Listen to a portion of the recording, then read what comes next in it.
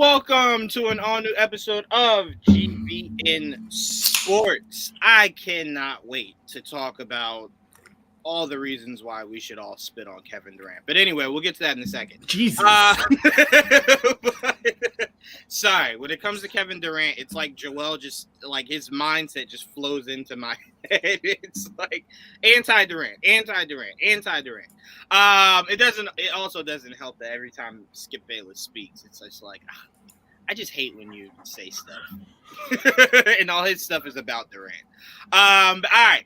Before we jump right into it, introducing the panel, starting off with Joel. What's up, Joel? What is up, fellas? What a week. Oh, goodness gracious. And the week, even though we are already heading into Wednesday, hasn't even started yet. You want to know why? Why? Because Friday night Knicks are back. We are back. Summer League. Yeah, sorry, Dave. We got to worry about. For those that might be confused. Things. Yeah, we're Thursday. Oh, all right. Oh, you're gonna watch back on Thursday. I am gonna watch. You're gonna watch Giannis, or no? I'm gonna watch Mamu. That's Mamu Sanjovelli or whatever the fuck. I thought you were just gonna watch NBA TV play. Reruns. I want to see Marjump. Yeah, I want to see him too. Marjump. Yo, what are you guys gonna do with this guy? I thought, what's his name? The kid that you like. Wait, really quickly, it should be a league rule. I think it's unfair that it's not. It should be a league rule that if Thanasis does not have to do anything that goes towards a championship run, he has to play Summer League every goddamn year. Okay? You ain't just going to keep showing up. Udonis Haslem. Leave him alone. He's already Udonis Haslem. Like Udonis Haslem. You know what? That's not even live. Fair to say. Udonis Haslem outlived his younger brother in Dwayne Wade. Dwayne Wade said, I am out of here. Haslem said, I am. Udonis earned that role. He was a starter for many years before he became a bench warmer.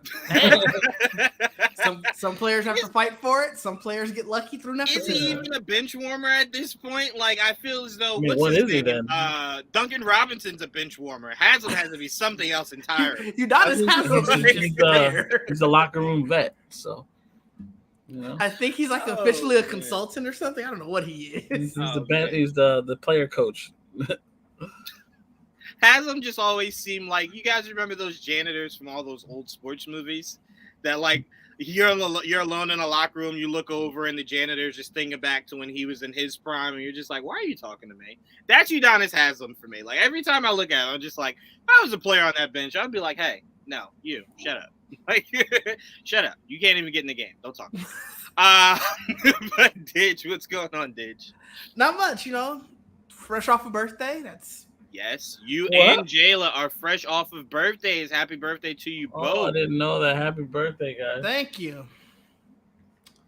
Absolutely. How was it? It was good. I didn't do anything too crazy. I'm going to Dallas in a couple weeks, so kept it low key, saved for that. All right, I bet not hear no rumors of Luka wanting out of Dallas to go to Milwaukee. I bet not hear no shit like that, Didge. That's exactly why I'm going. He's like, that's the sole purpose. I got a meeting with Luka. Prime, try leaving and then coming back in. I don't know why you can't hear us. We can't hear you either. Sounds off. I didn't know he'd been talking. Did I just talk all over it? No. He left and then came back in. Yeah, I saw that. I figured it was audio issues. That's usually what happens to me. Yeah. Try one more time, Prime. But yeah, no, don't do that, Didge. Don't try to play Luka. If you hear the NBA world get turned on its head, I'm going down there on the 13th. So if you hear craziness come 15th, Joel, you know exactly what's gonna happen. I can tell you exactly what's gonna happen. First take, right? The very next day after Didge lands in Dallas, Brian Windhorst is going to go, Didge just landed in Dallas. Luka just went out for dinner. Didge has to eat dinner. What is that? What is that? You see an Instagram post, and it's just me at a Dallas Steakhouse. Why was he there? Don't ask questions. That does sound good though, Dallas Steakhouse.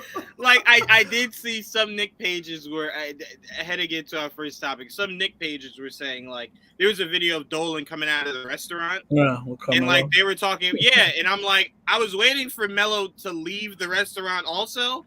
There was no fucking Melo. It was just the media asking Dolan, what about Durant and Kyrie? He's like, I don't know what you said, but okay.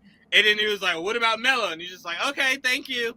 And that was it. And I'm just like, I'm sorry, what about that was supposed to entice me on the idea of Melo coming back? Like, I don't understand anything. Yeah. That was very, very, I don't know what that was. I was just like, don't ever make me look at footage of just James Dolan, ever.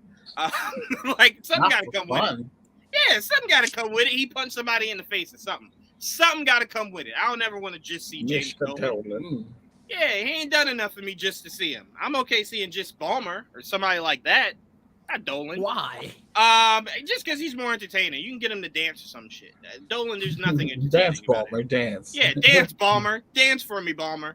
But before we jump into our first topic, we have a special guest from the Sports Bar Podcast. Prime, what's going on, Prime? What's up, fellas? What's up? How we doing? Good. Doing good.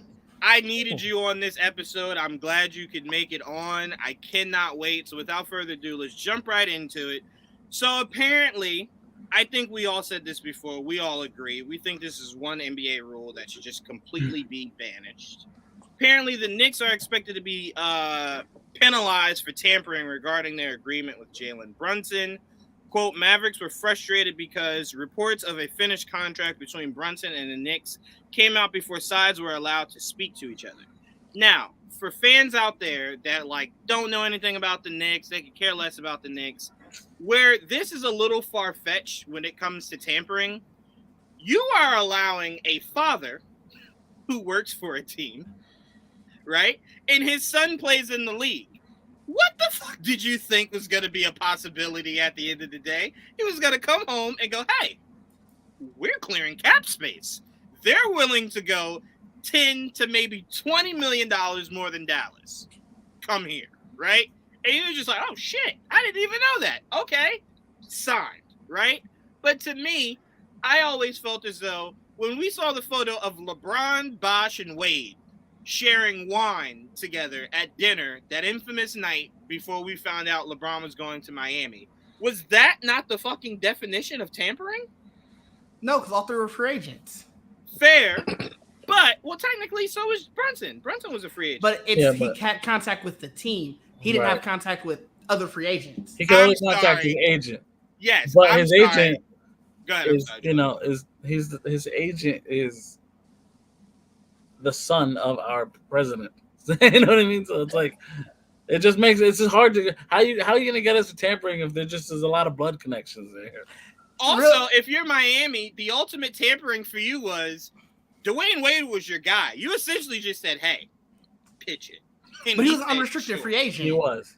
Theoretically, 100%. I get it. No, trust me. The tampering rule is ridiculous. Okay. It's held. It is. And it's applied very, very differently depending on the team. Mm-hmm. But in that case, it was 3 free agents. Even if one is a homer to Miami or whatever, it's still 3 free agents who are like, hey, let's all go somewhere versus this is contact between a player and what is team representation saying you should come here before the league mandated time.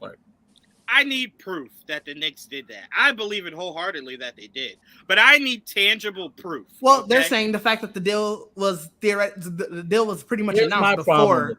That was probably them that put. But that's every deal, man. Oh yeah, for sure. Like I said, the tampering rule is ridiculous. Yeah. But Levine's contract came out like days before. They got hit with a tampering. They lost the pick. Yes, they did. But I'm talking about Levine. Last year, I know Chicago got tampering.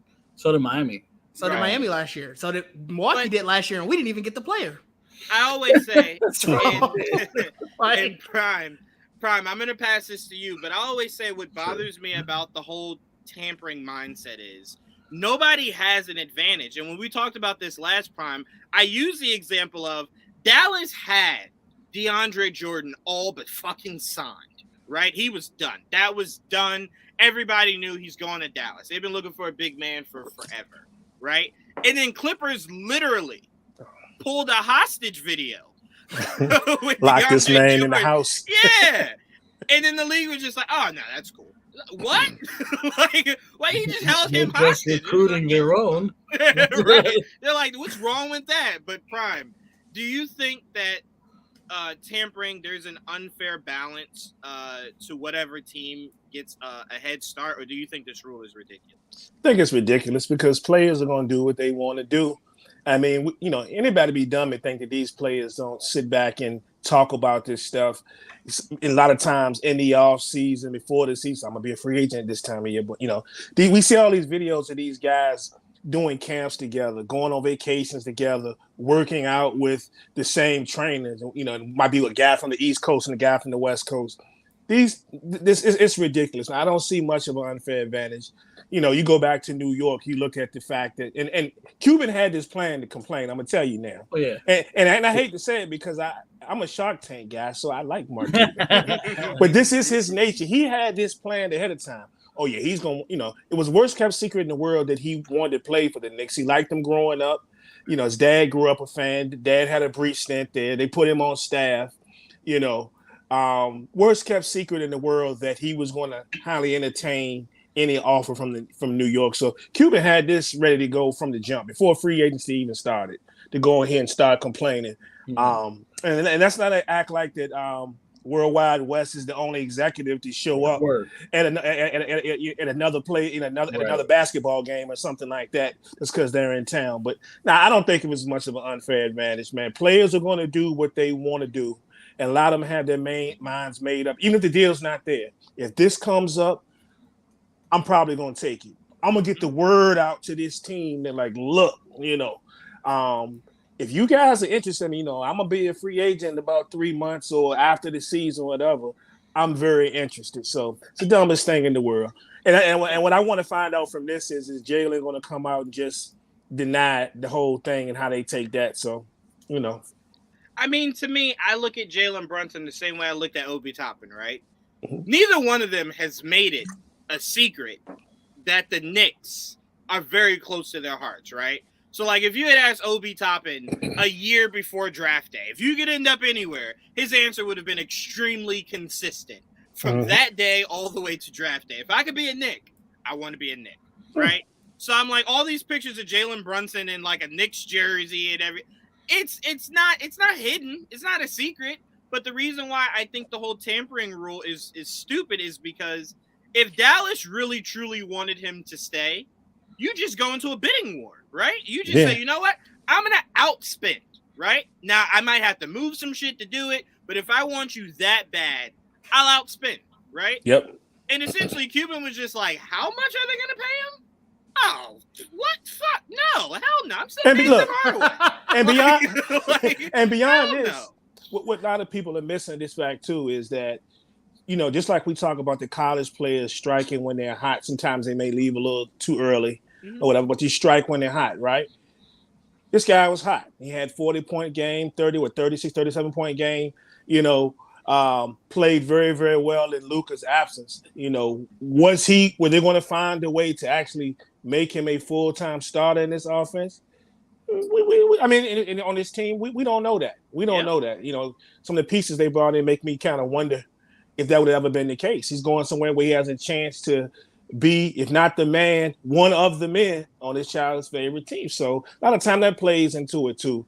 So, I love Mark Cuban. I love the league, but the heck with all of them, man. Yeah, he definitely got to. If he want to blame somebody, don't blame the Knicks. Blame Luka's ass for missing those first few games in the playoffs where Brunson's ass. Blame himself. Definitely blame himself. They could have signed him mid-season. Exactly. Well, to be fair, no, you're absolutely right. But to be fair, I don't mind playing the waiting game of like, all right, let me see if you can earn it. But I guarantee you that Cuban was just like, all right, he's one of our guys. He's a homer, right? We've seen what he can do. We've seen how valuable he is. We'll address it in the offseason. And then Brunson was just like, really? 40 points, 30 points, 30 points. It's just like, oh, shit, wait, what? Like, hold on. Like, that makes you attractive to other franchises. Relax. You know what that reminds me of, though? You know what that reminds me of? Y'all remember what's the basket above the rim? Yes. Oh yeah. Yeah, you remember the old boy came and they was talking about I'm about to get my swerve on, get to the back of the bus. Like, I'm going to New York, you know what I'm saying? I'm gonna get this money and I'm gonna show you that I'm the man. I got a chance to start for this team. Well, I'm gonna start for this team. So because I'll say this as I pass this to you, Joel. I feel like the Brunson to the Knicks thing did not become as loud until that playoff series. To where it was just like, whoa, shit. If he can do that in the Garden, he will have a statue. Right? So it at that moment became extremely loud to where I believe the Knicks front office was just like, well, I mean, let's not even hide it. Like, let's show up, let's watch them. And then as you're watching, you're just like, that was a 40-point game. I don't know. Did anybody see this? It was 40 points. Yeah. We might have to go get this. Because I didn't hear it at the start of last year, right? No. You didn't hear it. No. So I'm like, clearly he was not. And again, Knicks could have always have wanted him, right? But it was not nearly as loud as it was towards the end of the season, and especially that first. They wanted to trade for him. They didn't get a chance to. Dallas had a chance to re-sign him. They didn't. They did show up to the game that was against the Jazz. Another player playing there was someone we also had our eye on. So it wasn't just him. Mm-hmm. Got to call both ways. Really quickly, I'm just gonna throw this in here. I ain't seen Emmanuel Quickly without Donovan Mitchell all start of this fucking summer. Every time Emmanuel Quickly is somewhere, Donovan Mitchell's with him. That better be something, Emmanuel Quickly. Stop posting that shit. Yeah, tamper. That's fine. Tamper again. I'll give another pick away. 100%. Just bring him here. Shut up, Juwaan. You're going to get us in trouble. Definitely going to use this as proof of the tampering. You know what's funny, though, Joel? You know what's funny? What's funny about them hanging out and the idea of that being tampering is if you're Quickly, what you might not even realize is you would have to be going to Utah for us to get Donovan Mitchell. Yeah. So it seems like he's like, hey, how's New York? Great. I'll do it for how's home. Utah? Great. All right, I just want to kind of swap. Use my house when you get down there. It's fucked up. But also, like, look, there were so many threads connecting Brunson to the Knicks that they're like tampering by accident. They don't have to do anything to get accused for tampering because they're that connected to him from birth. I think fucking Leon Rose is his godfather, bro. That's like, yeah, come on, like, yeah, like it's not fair. It's an interesting case. It for is. Sure. It's very difficult as I pass it to you, Didge, because Joel, we even heard Nash's first year as head coach. We even heard RJ in an interview say, it's hard to talk to my godfather because during the season, you don't want to say something by accident that maybe gives him an advantage for when he plays you. So it's, I forgot about that. So he was saying, like, it's just hard to talk to family that's in the league that you have to play against because you don't ever want to say anything. Right. Yeah. You don't ever want to say anything. He's like, we're two very competitive people. Right. So I'm like, if that's how Nash and RJ feel, it's just godfather and godson. How the fuck do you think the Knicks feel as father and son? Right? Father and son, godfather, well, come on. Son and father from like the president and the agent standpoint. They're like, there's like, I want to get my guy paid. I'm like, I know, it's my boy. Yeah. And that's Joel. What did we say? And Didge, I'm passing it to you, but Joel, what did me and you say? Because we knew it for a fact. We kept saying the Knicks clearing this cap space is not because it takes a shit ton to get a guy like Jalen Brunson. No. It's more specifically, Jalen Brunson definitely sat down with his dad and said, hey, Mark Cuban told me he will pay this. If you go here, I'm there, right? I'm coming to New York. And he went and told the Knicks, and the Knicks said, well, Alec Burks, see ya. Like, we gonna need that money, buddy. So yes, I mean that was evident, but again, it's like if Dallas wanted to, like you said, they could have paid earlier, or they could have just found a way to outbid the Knicks if it was that important. They could have got him so much cheaper too. Oh yeah. Yeah. I don't even think it was like it was the fact that it was important. It was just more so the fact that it happened. I think Mark Cuban is looking at it like that sucked. Yeah. Oh, I can get them on tampering.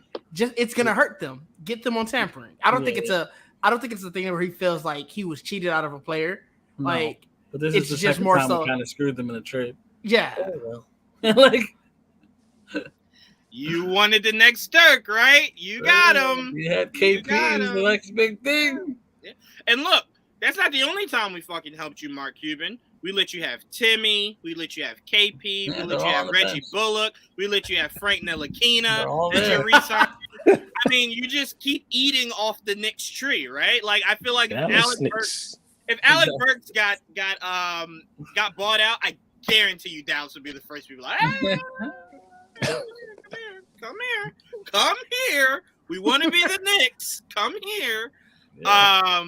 That's why when Brian Windhorst kept saying, like, oh, there's a free agent that might want to leave and go to the Knicks, I kept dreaming that would be Luka. Just to see the Knicks sit at a table with Mark Cuban and go, how can we bring him?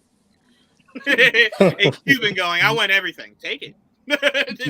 There's nothing here I want to keep. Take it. Everything? Like, take it. You want the stadium name too? You give up Barrett for him? You goddamn right. You fair. Goddamn. I thought you would think about it a little longer than that. Hell no. That's your guy. You've been spending no. weeks talking about how that's your guy. I've been spending years talking about how that's my guy. That ship his ass right out. All right, fair. Ship his ass right out. Shit, you ask Milwaukee fans, if you had a redo at Jabari, would you take it, or would you rather have the future you had with Giannis? Everybody in their mama would say Giannis. That's different. Everybody would. I'd take Giannis. Of course. Like, I'd take him in a heartbeat. Joel, Prime, y'all are Knicks fans. Y'all feel the same, right? Luka over RJ. For sure. Yeah, 100%. Serious? And I'm one of those guys that, people yell at me all the time, but I'm one of those guys that, you tell me, I say RJ is off the table when y'all talking about trading people, but that right there, that's not the table you're talking about. That's different. That's different. And the reason why that's different is we're talking about plausible trades for RJ. Yeah. No. You're telling me I could get a franchise altering player. Altering, right? You don't think he has that ceiling? RJ?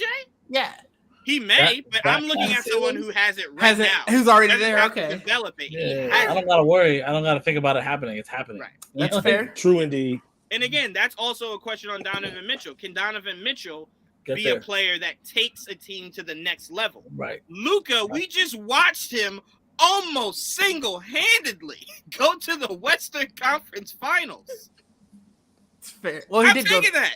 Yeah, that's fair. I'm sorry, not almost. He did go. I'm sorry. He went to the Western Conference Finals, and we saw him struggle, right? I was going to say, that's what I was about to say. He didn't almost go to the finals. Yeah, that was that's what you said. But Luka definitely lived out 300 in real life. 300 was the plot of Golden State versus the Mavericks. He was standing there by his lonesome, like, I still fucking drop 30. Right now I win, but I'm gonna drop 30. I'll take that every night. And are you serious? A guaranteed 30 a night?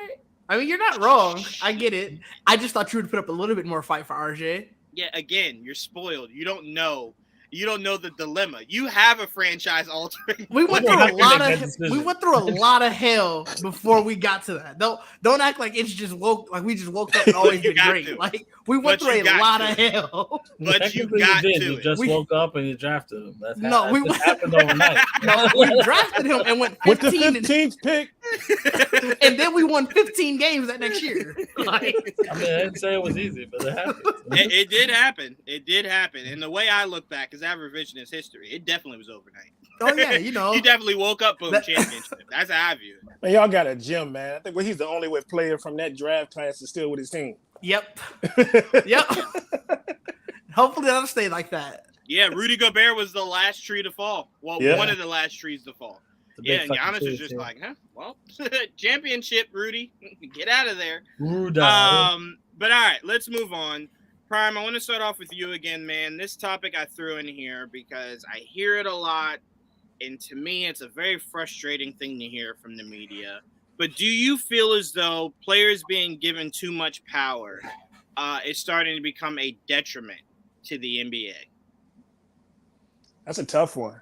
And that's a tough one because everybody's going to have their feelings about what's wrong or going wrong with the NBA, why it isn't what it used to be. I grew up watching this.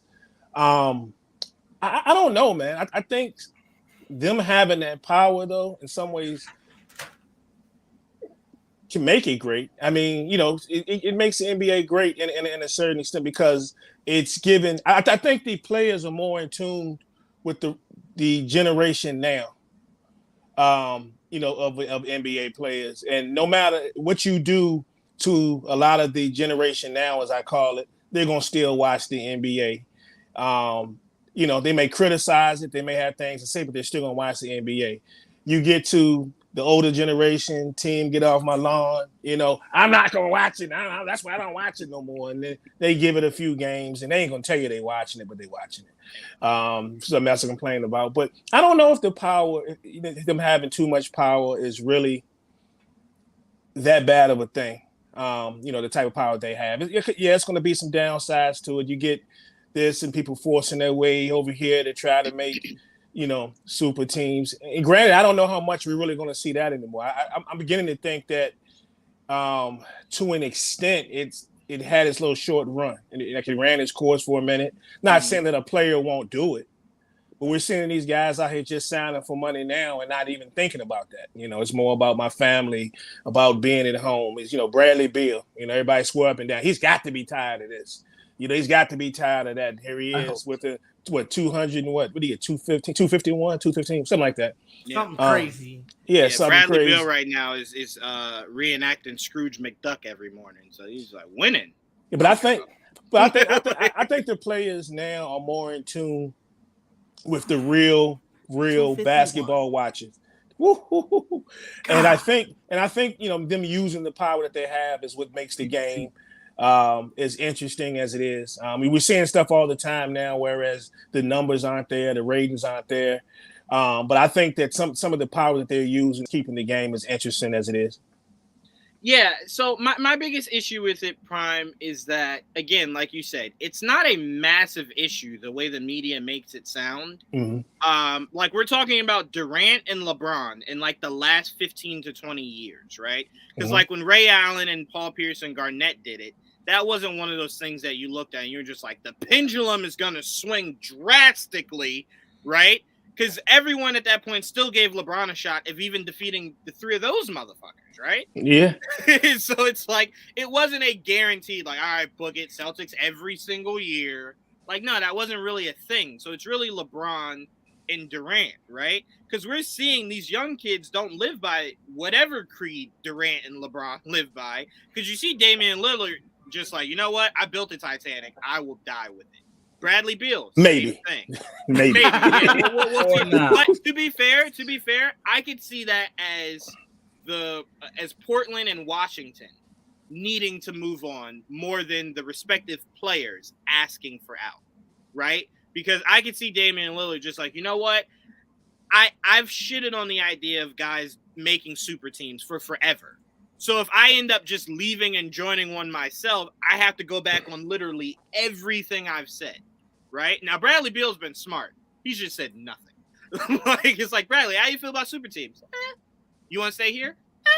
Like, the man, he's really said nothing. The man, the king of DC, though. Like, look, I think the media and fans, when we talk about this power, and a lot of people point at LeBron, and I think that we were going this direction to an extent before LeBron started all this, and a lot of it had to do with the owners and stuff. The money situation. Do I want to keep this player? Do I want to keep that player? And it got to the point where we were starting to see some of our favorite players not be as around with our teams as long as we would have liked them to be. It's just that when LeBron came out and, and I want to go to this team, and then they formed the super team, they gave people something to say. Right. Or something to say or something to lean on. But I think this is something that started way before the players.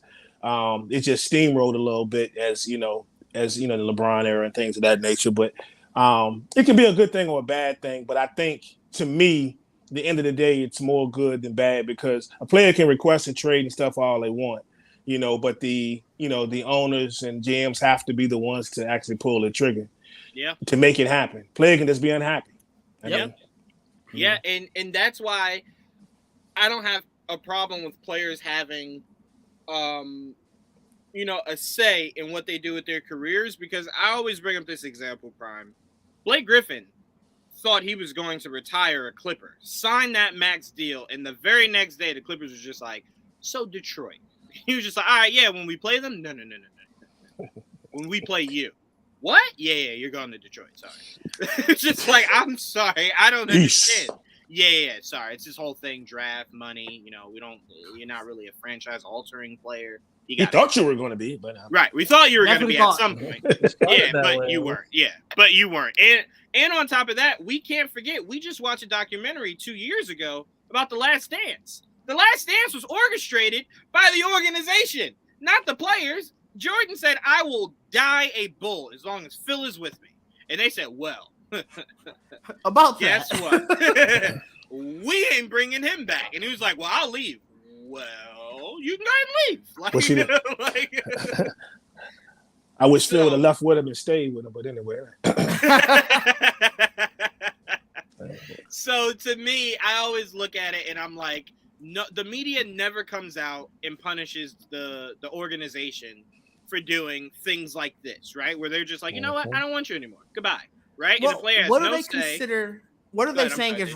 What are they considering ruining the league? Because is it ratings?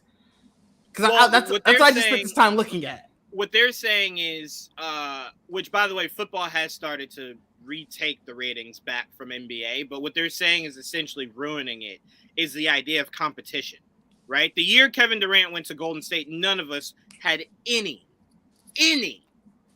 thoughts that anybody else would be coming out of the West. Okay. But Golden State. Now, granted, Houston did make that shit really interesting.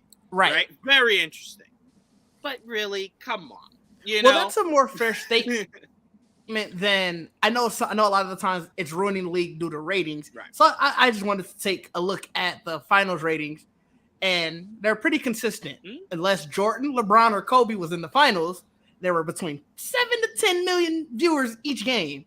Now, you're getting the 1920 when it's Jordan, LeBron, and Kobe, but again, it's Jordan, LeBron, and Kobe. Now, to be fair, if they were speaking ratings, Didge, it'll never be finals because everybody and their mother are going to watch the finals, right? Well, I couldn't get playoffs as a whole. I couldn't get playoffs as a whole or even just average game. Yeah, I was going to say, they're more so talking regular season because, I mean, look, we saw for almost, 10 years LeBron coming out of the East. Well, and that's what I was going to say. Maybe they got used to that.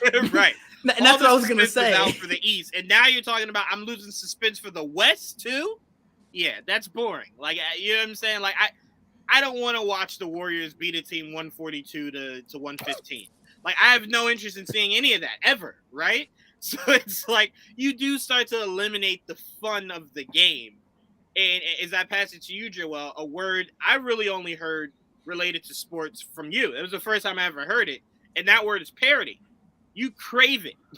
Like, you become craven when it comes to parody. You need it. So do you think giving players this much power starts to slowly strip parity? Because what happens when these guys go to the Hamptons one day and go, well, shit, can your organization work 4 of us under the cap and we all go play together? Or do you, like Prime was saying, see it not becoming that big of an issue going forward?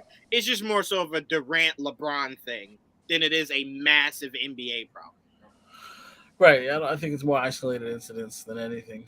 I don't think you got to have that kind of talent and pull shit off like that. So for me, I prefer parity. Like when there's at least 2 great players on one team per team. 3 out, it's the most. And you go anything past 3, go fuck yourself. It's like, why would you even do that? It's not even fair. Unless they was in New York. Unless it's in New York. Like, I wouldn't like it then. No, we can get that out too. Exactly. So as a lone Milwaukee fan, let's get that out of there too. Yeah, so really? The point is, I enjoy seeing every team get a chance to win. You know what I mean? That's why I was not excited about the Warriors winning this year, though I wasn't excited for the Celtics winning. I mean, that franchise as a whole wins too damn much. So, but the Warriors, they already got so many. They're just getting more out. It was like a lose-lose situation. I prefer a team like a Phoenix. It's the last time they won a championship. Never. Exactly. So the point is, when you get teams like that to get a chance, like don't have many championships or usually the underdog, I usually go for that because it's just so rare. But if you keep winning and winning, to me it just gets boring. I know the team. If you're a fan of the team, it doesn't get boring. But like, if you're an outsider looking in, you're like, I'm done. I just don't need to see it anymore. No, I mean, I completely understand what you're saying. What's funny about you saying that last part is when LeBron had to play Golden State, I felt myself rooting for LeBron as an underdog, but the motherfucker wasn't an underdog. You're just an underdog compared to these fucking Goliaths in Durant and Curry and Clay and Draymond, right? It switched because the Warriors were the underdog. Right. And it stopped being the underdog. 100%. And then I'm like, I stopped cheering for the Warriors and I started cheering for the Cavs. I was like, what the fuck happened? And look, LeBron's roster against Golden State that first year is why I say giving players freedom to me does not bother me, because you look at what that organization surrounded LeBron with going up against fucking Durant, Curry, Clay, and Draymond. You look at that and you go, well, shit, if I had the power to go bring Anthony Davis and Jesus Shuttlesworth and the whole nine to come play with me, I'd do it in a heartbeat. Looking across the court, seeing I got JR, George Hill, like, come on, man. Are you serious? What am I supposed to do with that? Kyrie. When Kyrie was gone. Yeah, Kyrie was gone before Durant got Isaiah Thomas, if he was healthy, would have made a difference, but he was not healthy. And Dwayne Wade got traded, got released before the season even ended. So that experiment didn't even work out. He didn't even have his running mate. So I'm like, I get it in situations like that. But again, I do believe it is a Durant and LeBron situation here. You take those two players out, what are we talking about over the last 20 years? Yeah. You know what I'm saying? It's not a common thing. Not at all. Now, it'd be a problem if all of a sudden John Morant was just like, yeah, I'm going to go down to Golden State. And then Giannis is like, yeah, I'm going to go down and play with LeBron and the Lakers. Let's not even put that as a hypothetical. Yeah, I want to strip you from winning culture. Let's not put that even as a hypothetical here. But yeah, when you start seeing things like that, then it's like, well, yeah, okay, now we're talking about this becoming a massive problem. But it's just, it's not a reality we live in. So what are they talking about? Is this just a narrative? It's definitely a narrative. It doesn't help that obviously they're easily, for the past at least 10, 15 years, they were easily the two best players in the world. Right. So when your two faces of the league are essentially going and saying, I want a team hop to build this super team, it becomes the narrative, It became the narrative when LeBron first did it. Oh, they're going to do the whole big three. Every big superstar is going to want to do that. Well, why wasn't that the narrative when Paul Pierce and them did it? Because they weren't the faces of the league. Plus, they sucked. So it's like, well, they won a championship. What is it? Was it the second year together or first year? Oh, the first year. So it was the narrative of how will this work, right? Like, how will this work? Can this still be enough? And they was getting old. Right. True. Do what you need to do. That also helped. Yeah. Right. And I think what we keep forgetting is we would be looking at that Boston experiment a whole lot differently if LeBron wasn't playing with high schoolers against the fucking Boston Celtics, right? In that Eastern Conference Finals where he apparently quit. It was just too much Boston had going up against LeBron and Ilgauskas and Varejao and fucking Boobie Gibson, like he had nothing. He fucking had nothing, and everyone's like, I think his second best player was Mo Williams. Mo Williams, yeah. Mo Williams was good. I always thought that narrative. Well, he might have for a little bit. I always thought that narrative was hilarious. Like, oh, LeBron quit. I quit. My second best player is Mo Williams. Theirs is Kevin fucking Garnett, and I quit. Was I supposed to drop 100 a game? I don't understand that narrative, right? Like, he quit. What? Why would I want to do that? LeBron beating the Celtics was the equivalent of when Jordan finally was able to beat the Pistons. So I'm like, why would LeBron not want the narrative of I vanquished my biggest threat? Right. Why would I want to quit? Kevin Durant by joining them. Well, Kevin Durant was a clear quit because here's the difference. You look at Kevin Durant's numbers in games 5, 6, and 7 against Golden State. This motherfucker just disappeared. Really? I don't remember the series. So You would have thought Kevin Durant was 15 years old playing against grown ass men. And it was just like, but just yesterday, like what? I understand what happened. What happened? You know what I'm saying? So to me, it's like, no, I will never say LeBron quit ever. Now, if you want to say LeBron quit on somebody, that first year in LA with them babies, he definitely quit. He said, fuck this.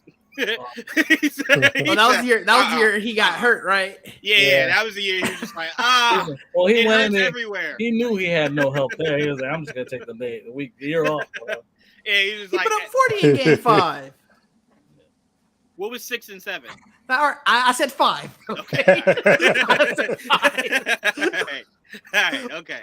Nah, just making sure. When you get I'm to 6 and 7, no, you're not imagining okay. things. All right, yeah, because I know for a fact Game 6 Clay came out to play for that Game 6, and then Game 7 was just like, Durant said, you know what? I'm going to Golden State, Russ. Fuck you. And it looks like even then, it was probably like second half. Because Game 6, it looks like he's tried, and Game 7, nothing. But yeah, I thought so. All right, let's move on. All right, so Prime, I'm gonna ask you, man, where do you think Durant's gonna end up, and how would you view his legacy if he ended up back in Golden State? I wouldn't think any less of him than I do now if he ended up in Golden State if they just traded him. I mean, I think so much worse of him. I mean, well, hold on. Let's see where he thinks of him now. Okay, go ahead. I mean, it's not much fun. Look, all the stuff that he's done, all this, he's gone from team to team. He's not happy. Hey, look, man, it don't bother me in the least. This is what it is. The man's a great player, in my opinion. True. I mean, he's a Durant. He is that guy. Virtually unstoppable.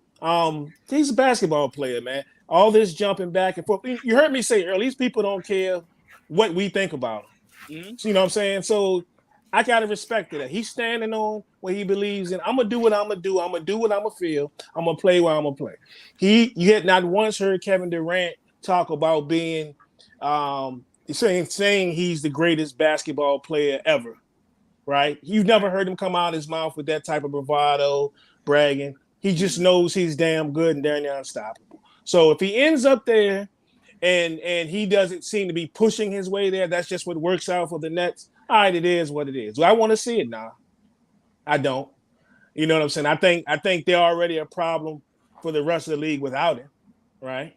But you can go and chalk up another championship if he goes over there. I'm gonna tell you now. The thing is though, I don't know if that's where he's going to end up. I don't even think that's where he's going to end up. Because you look at it, what do they got left really to get rid of him? They're going to have to include probably Poole. Yeah. I would want Poole. Andrew Wiggins. And their draft picks are crappy. I mean, all things considered, for the whole shit. Yeah, Mooney, so they'll probably have to give up. Yeah, you're giving up a whole lot. And when they really don't need to give up really anything. So I don't think he's going to end up there. The likely thing to me is, even though they just gave up a whole crap ton of money, and I know everybody's pushing the Miami deal, which I can see, but I still think Phoenix is intriguing. I still think they're really intriguing for what they could offer, or what they'd be willing to give up with, the Cams, possibly, which are good players for what they do, but Phoenix has kind of hit a wall. A couple of years ago, we were talking about, this is it. This is the team. These guys might be, in the West, in the representing the West in the finals, possibly the next couple of years. And they kind of took a dip last year. So, trying to strike while it's hot, and nobody's gonna want to see Booker and Durant on the same team. I'm gonna tell you, if Booker can rebound a little bit, I think that is a very good destination for him, and I'd be willing to bet that if he gets moved, that's possible. That's the great possibility of where he can end up. So again, we don't think he will go back to Golden State because there's just too many moving factors. I don't think he is. But if there was a way for him to, you don't look at his legacy as any more fugazi than you do now, is what you're saying. Or you're saying you don't view it as fugazi. I'm going to be honest with you. I don't think there's anything else that he could do that could really change the way I think about it. I like I say, I've long, it's in the last few years, I've resigned to the fact that players are going to do what they're going to do. They're going to stand on what they believe in, and they don't care. It's not like back in the day when people really used to care what people thought about them. You know, these players don't care. Right. You know, they go where they want to go. They stay where they want to stay. Big market, small market. And I'm the type of person, if you're fine with the way you're living and you're going to stand on it, I'm fine with it. So I'm not going to look at him any different. I mean, it is what it is, because I do know if he goes to a team like Golden State, doesn't change my mind that he's still one of the best basketball players to ever lace him up. Yeah, so my issue is if he goes to Phoenix, Miami, or Golden State, he will, in my mind, this is just my mind, just my opinion, only my opinion, he will never touch top 10 all time, ever. But you know what? I don't know if he can. I don't know about that. But then again, I don't know if he really cares. Oh, no. I know for a fact he doesn't. I know that for a fact. Yeah, because I know that for a fact. He'd be the guy that said, put me on the court. And no one thinking in his mind, if he would have put me on the court with a majority of those top 10 players, I'm going to give him work. So, I mean. That's fair. But to me, I think my biggest issue is the only thing separating Durant with a lot of those top 10 players is the ring. So if he gets the rings, then the only thing that separates them at that point, for me, this is, again, my grading scale, is degree of difficulty, right? To get to where you got, right? So to me, when it comes to Curry and putting Curry in my top 10, I take out Curry's 2 rings with Durant, right? And I more so validate the 2 that he got without Durant, right? Those 2 mean absolutely everything to me. LeBron. At the end of the day, though, where is he going to end up? Who, Durant? Mm-hmm. Oh, for media purposes, they're going to put him in top 10 for sure. No, I mean, he's going to end up in the Hall of Fame, and then that's that's undeniable. That's undeniable. At the end of the day, you know, I've gotten out of that. Yeah, you know, what I'm going to think about somebody when their career is over. You know what I'm saying? At this point, because I'm going to be honest with you, 20 years from now, all this stuff that we're holding dear and true right now, it's not going to matter. It's not going to matter. When he's in the Hall of Fame and people talk about him, there's going to be a couple of people talk about, yeah, he jumped from team to team, but he's going to be recognized as one of the best to ever play the game, and he's fine with it. I'm fine with it. Doesn't change how I personally going to feel about him. You know, I'm not. He's not my guy. Mm-hmm. You know, so he's not. You know, he's not a Carmelo Anthony or anything like that. So, you know, so I can really give a darn. You know what I'm saying? Yeah, I just look at it, as I pass it to you, Didge, I just look at it the same way John Morant was talking about and Damian Lillard were talking about, to where it's just like, at some point the question does become, how much do you value winning the right way over just winning? And that's why I said I wasn't one of the ones that jumped down his throat when he went to Golden State the first time. I thought it was like the last thing you should ever think about doing. But then I did say, and Joel's my witness, I still feel this way. You can't push the narrative as the media that you need a ring to validate anything you've ever done. And then he goes, well, I'm only going for the ring. And then we go, well, I don't like how you went about getting the ring. Well, you're telling me I just got to get it. Fuck how I get it. I got to get it. I mean, shit, we were almost about to give Karl Malone a ring for joining Shaq and Kobe. And he essentially did nothing to help Shaq and Kobe that year to even get to the finals, right? He was just talking about a bus driver. This motherfucker was being carried by the back of the bus by a rope, right? So I'm like, again, that's why I didn't look at it in the sense of like, again, would I have wanted him to do that? No. Because if he had stayed in OKC and gotten past Golden State and beat LeBron in the finals, we would be having no conversations about where Durant will finish, right? That would have been cemented. If he never won another ring, never went to another finals, that one ring that you got by beating Golden State convincingly, because they were up 3-1, and then beating LeBron, that would have never been a conversation for anyone. Let me ask you this real quick. And then, so the fact that he has those finals MVPs don't mean anything? No. They for sure mean something. This is my thing. If you're going to go, how I view that, I would have. Now, I will admit, I would have less respect for him if he wasn't that dude when he went over there and did it. You see what I'm saying? Mm-hmm. It won't just like he was along for the ride.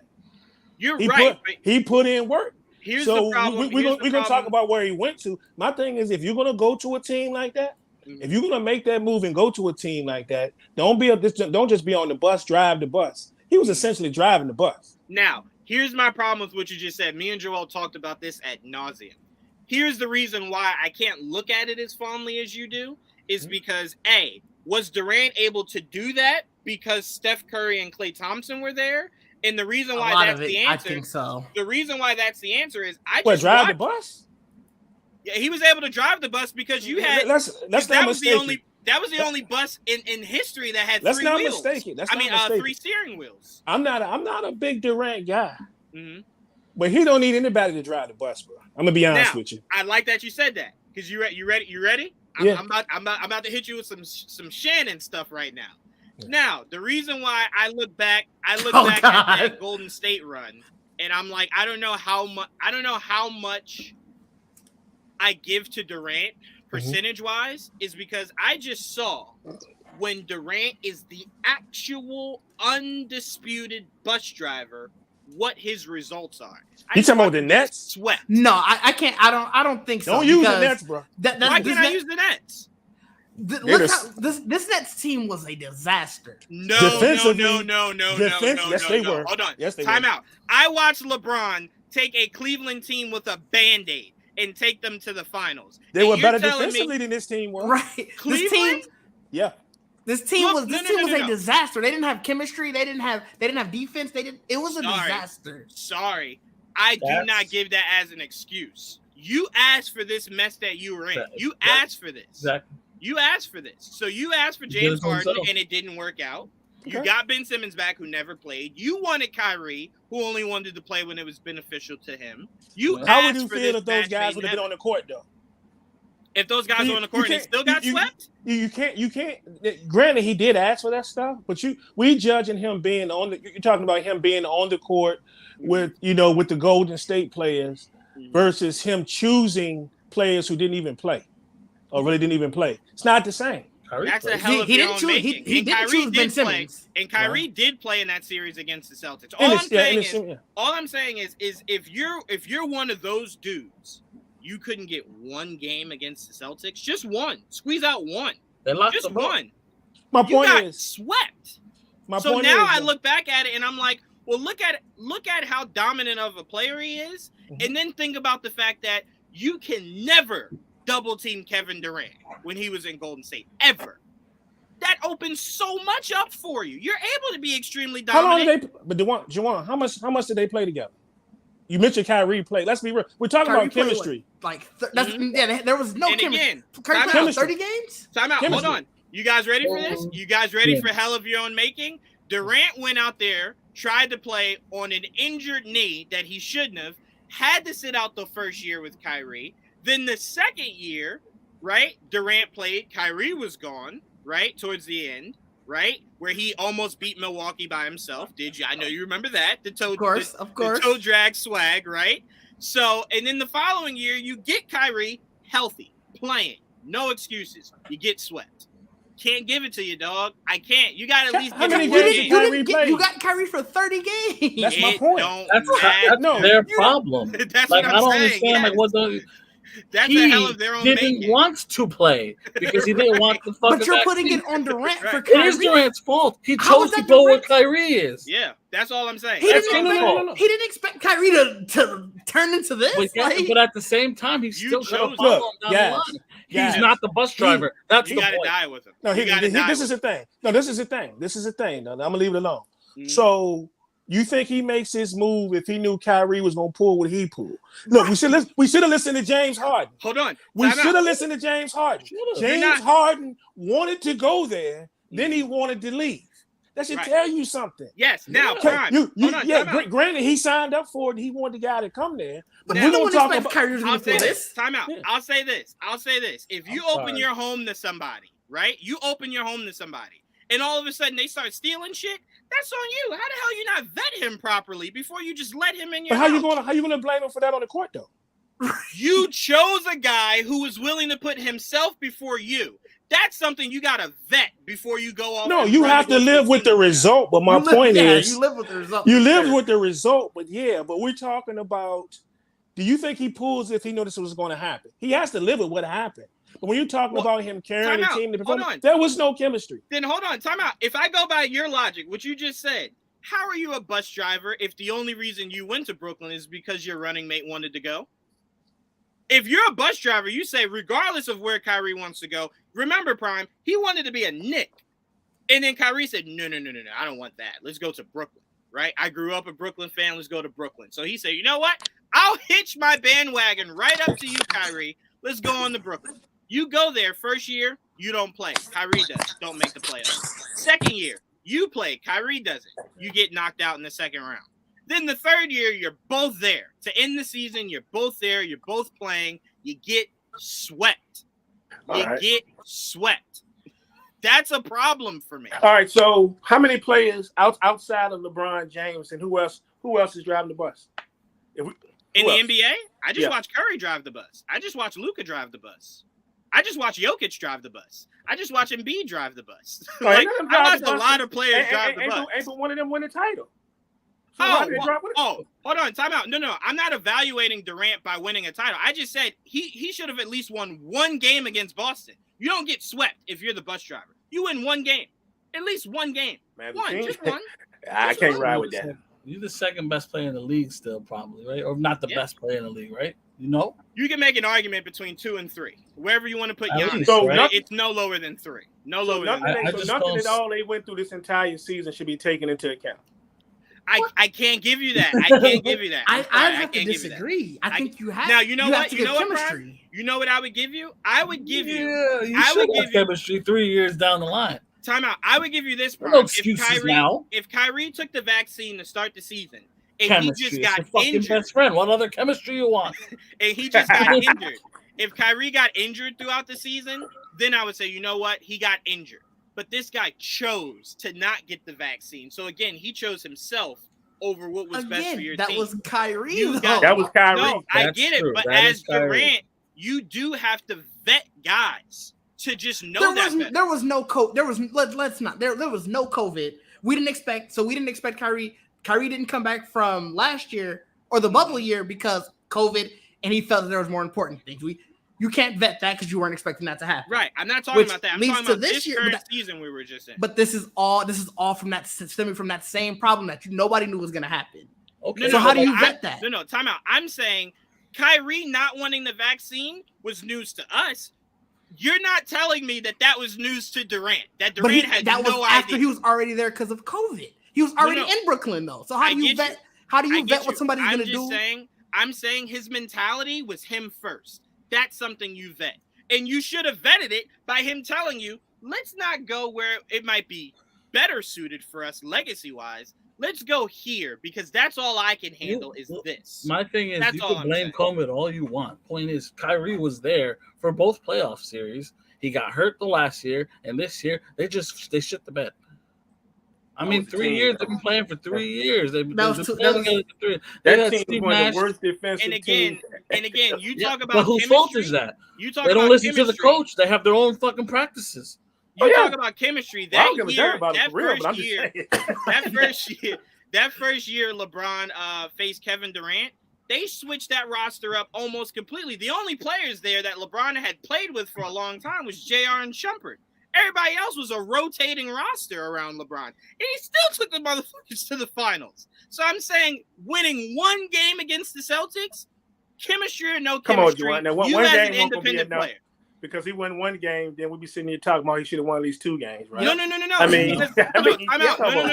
The only reason why I say one game is at least 3 out of those 4 games were extremely close. Extremely close. Chemistry or no chemistry, you gotta be man enough to win at least one of those close ass games. No shame getting swept by a team that went to the finals. Man. Absolutely, but then you don't ask out afterwards. No, that's fair. I'll give you that. That's the second time he did that. He got eliminated by the Warriors and then joined the fucking Warriors. You're lucky he don't join the Celtics. God damn it. And he thought about it. Don't speak too soon, man. Hey, right. Jaylen Brown on the Bronx. He called Boston. He called Boston and said, "How attached are you to Jaylen?" And see, they're gonna hear this. Y'all done cost Jaylen. You done cost Jaylen Brown his job. They need to keep him after what Tatum did in the finals. That's another story.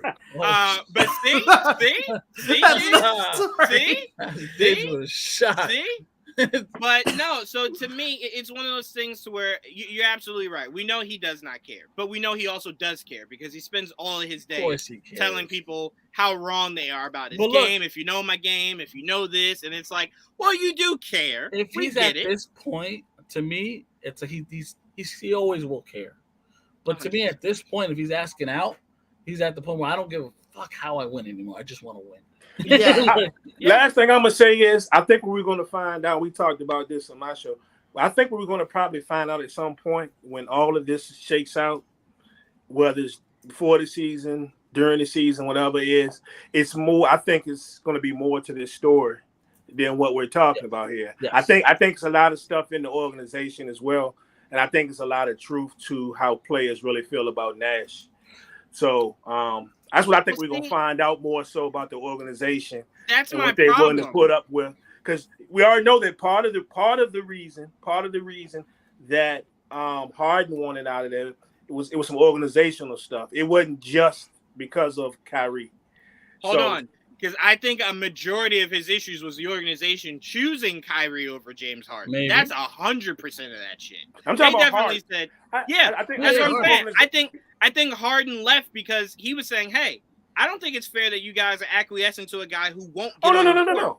And Most they were just definitely. like, well, too bad. That's the only way to keep Durant is to keep Kyrie happy. So we got to hold on to Kyrie. I agree with that 100%, but let's not forget the whispers. That was just way before this Kyrie situation, and we're hearing about this Kyrie and Nash stuff. There was definitely talk about Nash and Harden not seeing eye to eye either. Oh, yeah, we 100% could see that. And we also didn't think Nash was worth a damn as a head coach. So we with James Harden on that. We assumed that all they cared about was we really just need a body as head coach. Yeah, that's really it. Yeah, when he said that's kind of what happened. Like that's what happened. But to me, that makes it even worse, Prime, if that's an issue, because that's like, why not just go to your owner and say, hey, fire the GM and the head coach, and I want say in who the new GM and head coach are. And then if that doesn't work, again, you're locked up for 4 years. Just run it back 1 year with a new head coach, new GM, which they would have done. And then if that doesn't work and you still want to go, that's you at least saying, I've tried everything I could do with this organization. I asked for a new head coach. I've asked for a new GM. I've asked for a better assembled roster. They've done none of it. No problem. But leaving after you shit the bed the way you just did, that doesn't seem like unfinished business to you? You know what really sucks about that? They were probably, I think, the number one seed at one point this year. When they were probably when earlier it was Harden, Durant, before Kyrie came back. Right. They were busting everyone's ass. Mm-hmm. They were a good team. It's not like they were a bad team. Even without structure, they were kicking people's asses. You got to remember that's what we're saying. Without chemistry, they were still winning. They were still winning. Chemistry killed them because Kyrie came back and fucked everything up. And then James, that's what I'm saying. Kyrie came back and killed chemistry. He burnt the. We were saying. And we're just saying, at some point, talent should just should seep through that shit. It did at first, and then obviously once James got traded, the locker room was just not. It was just a negative locker room. They couldn't get past their own egos at the end of the day. Yeah, and they got beat by a very strong team in Boston. You know. Mm-hmm. Yeah, I definitely just look back at this and I'm like, regardless if he cares or not, it's just one of those things where it's just like it feels filthy. It really does, right? Like it feels like playing. It feels like playing somebody in 2K, right? And then they win, and you're really upset. You're like, "Damn, man, I played really hard." Then you go and you check the game sliders, and you're like, "Oh, whoa, the fuck is this? You had everything on 100?" It is like, "Oh, my bad. Was that not fair?" Of course, that shit's not fair. I didn't have my shit on 100. I was on 55.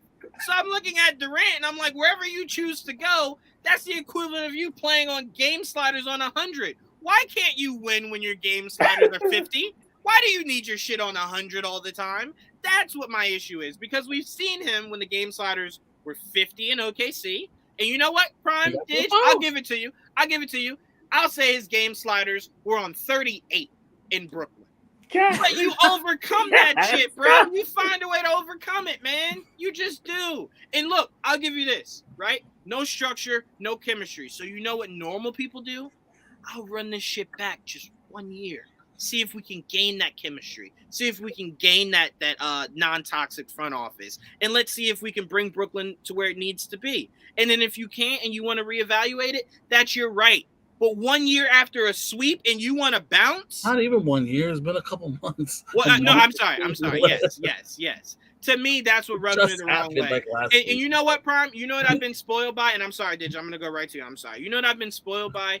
I watched Carmelo Anthony go to the highest that the Knicks could take him and then literally lower than the lows that the Knicks could take him. And he still didn't fucking ask out. It was the Knicks wanting to get rid of him.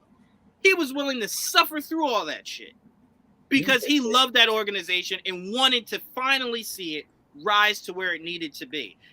My problem is it just seems like Durant is a lone hitman. Whoever is the highest bidder, I'm there. I have no fucking loyalty to no one.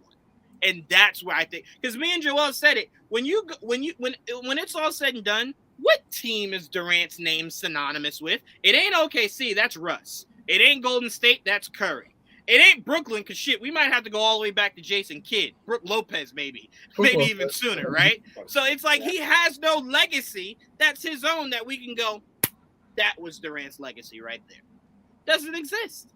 And that's what I think my true issue is, more so than anything else, is that you've never laid groundwork enough for one organization to be yours. So at the end of it, we can go, well, shit, when's the last time you heard blah, blah, blah, and that was relevant? Durant did that. No. Well, his legacy is I can go where I want to go and they're going to pay me. Who else can say that? Time out. That's not fair. Literally 5 players in the NBA right now can say that. Giannis can say it. Jokic can say it. And can say it. LeBron can say it. That's fair. I give you that. But to be fair, time out. The NBA I feel, has always usually been, there's 5 guys, and then outside of that 5, we might got some say in what you want to do. Like, you can't just do what you want. Like, all right, calm down. But Didge, like, how do you look at all this? How do you view Kevin Durant's legacy? I don't view it any differently either, to be honest. He is what he is. And one of the things you touched on was like loyalty. I don't care about a player having loyalty to a team because the team's not going to be loyal to the player. Now, do I like it that Giannis resigned? Because I feel like that's usually always the comeback. Yes, I love it that Giannis resigned. Of course I do. But at the end of the day, I know it is a business. I would have been like, man, that sucks. But I'm never going to be the player. I can never root for this player again. I could never. I got to burn his jersey. It's like, no, I get it. It's a business. A team will ship you out in a heartbeat. So if you feel that you need to go and do something different to do, like you said, do you in order because it's better for you, it is what it is. Because at the end of the day, again, it's a business. And sure, fans are going to be like, oh, that means he can't be on my list. He can't do this. He can't do that. But it's like, were the numbers still there? All right, then what are we talking about?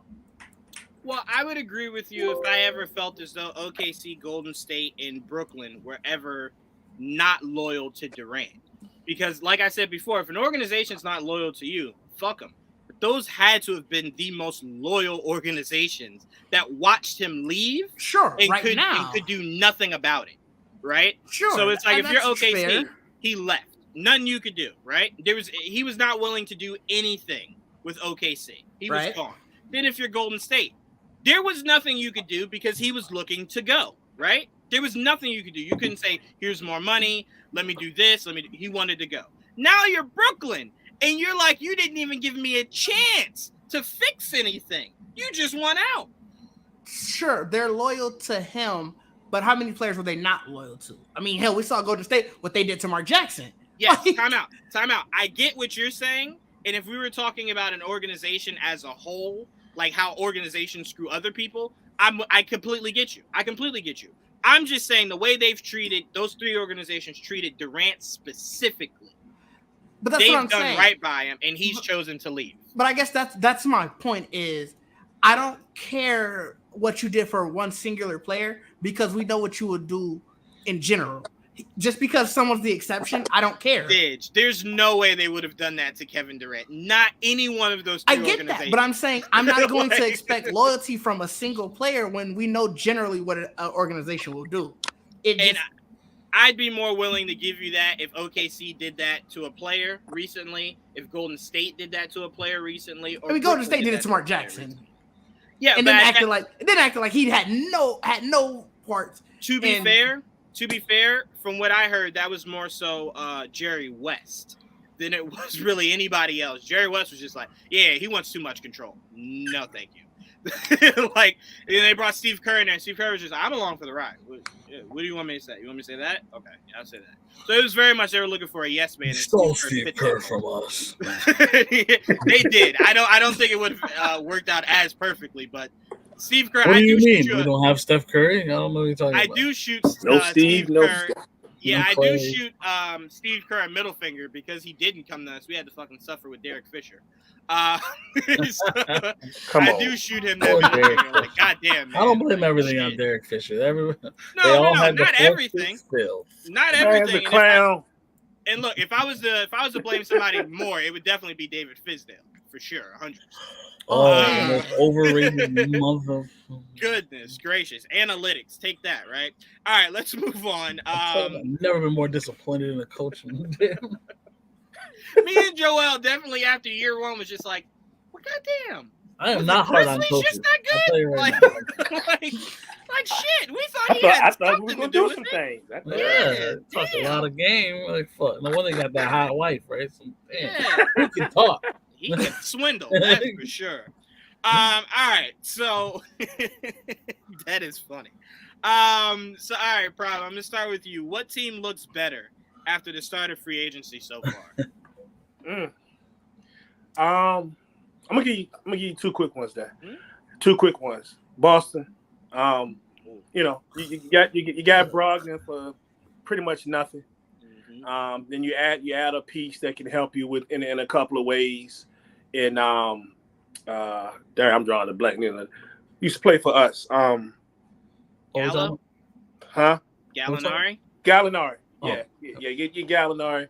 Oh, I they think did those get two really Gallinari. good. Yeah. That's why it slipped my mind. But they Gallinari. But getting Brogdon for basically nothing. To a team that's already built to play for a championship is huge.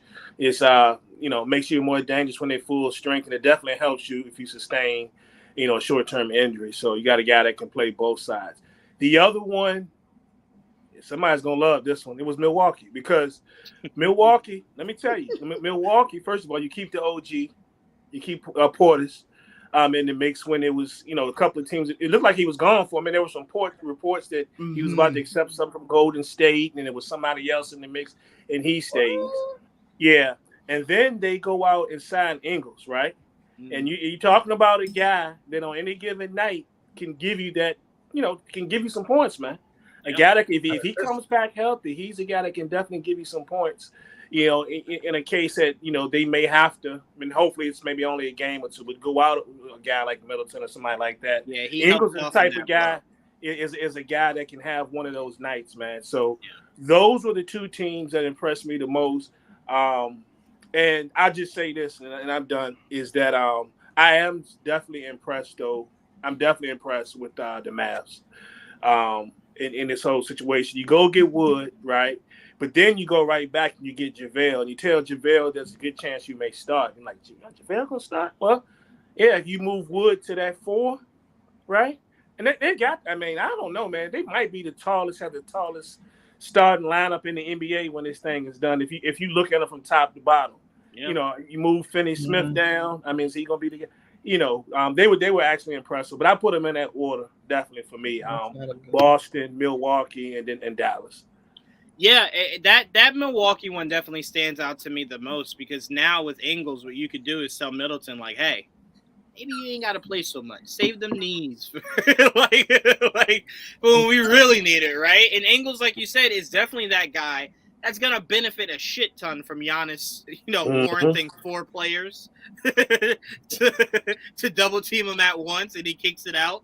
He definitely will have a lot more spacing than he did where he's coming from. And again, first. Oh yeah, no, that's for sure. But again, you're not looking at him like. To me, what always confused me about Ingles in Utah was, is he really their second best player? And there were definitely questions. There were He might have been definitely their questions. second best scorer. Only reason I say second best player Third. is to me, you look at Rudy Gobert, what he does defensively, awesome, right? But that team's problems usually were, I need to score more when Donovan maybe doesn't have it. And Rudy can't do that shit. Conley obviously couldn't do that shit. So it looked like it fell on Ingles most of the earlier. Well, I mean, they had Clarkson who was there. Oh, no, Clarkson was definitely helping out a lot. Yeah, this time. Yeah. For sure. I did think after a while maybe he should have maybe started in the playoffs maybe. So instead of him trying to bring the spark, he was kind of putting them in a position to where they're ahead. But yeah, I definitely look at it to where I'm like, I like that move for Milwaukee a lot. And if you're Boston, what that does to you is it does the most important thing you needed coming off that finals. And that is taking the ball out of Marcus's hands, out of Jason's hands, and out of Jalen's hands in crucial situations. Putting it in a point guard's hands, right?